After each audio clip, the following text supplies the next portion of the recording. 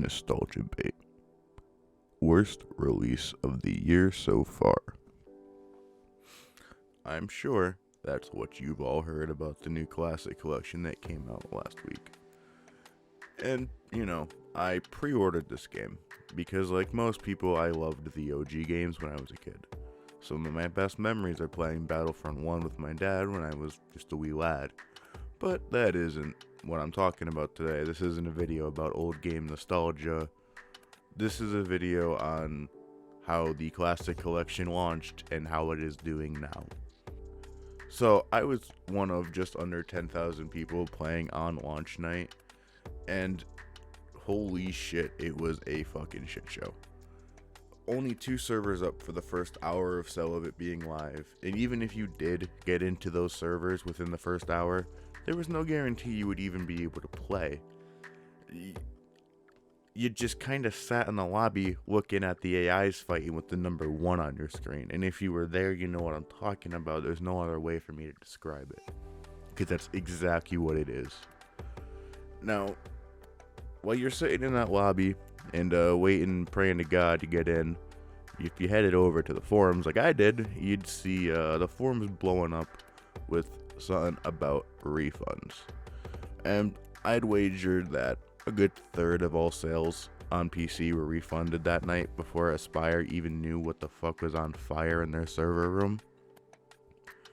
But that's all in the past. How the game runs now is what we should focus on, right? And now that Aspire's had some times to quell the flames, things are better in terms of performance and server latency. The game still crashes occasionally when map changes happen, but I've noticed that is more specific to Battlefront 2 than it is to Battlefront 1. I have had no issues with Battlefront 1 at all, other than, the initial night of there being no servers.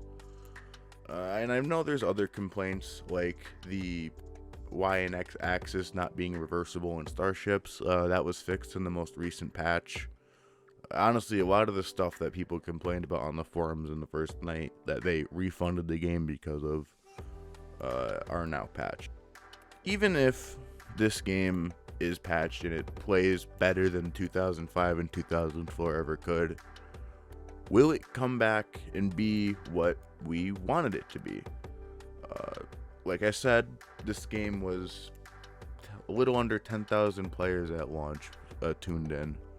On a congruent player base right now, you're looking at less than 600. And just doing some quick math, that's like less than 20% retention of players who played for one time and then kept playing.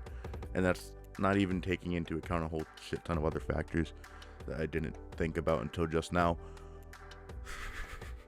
But this whole debacle leaves the game feeling empty.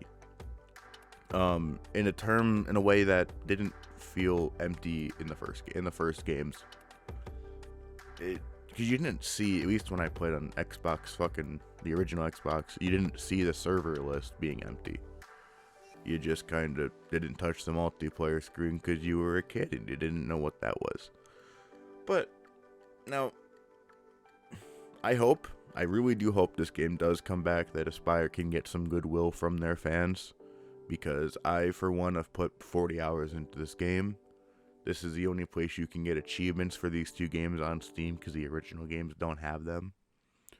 And all in all, the game plays well, and I think now that the servers are functional, if that player base that did leave comes back, we would have a really, really fun time.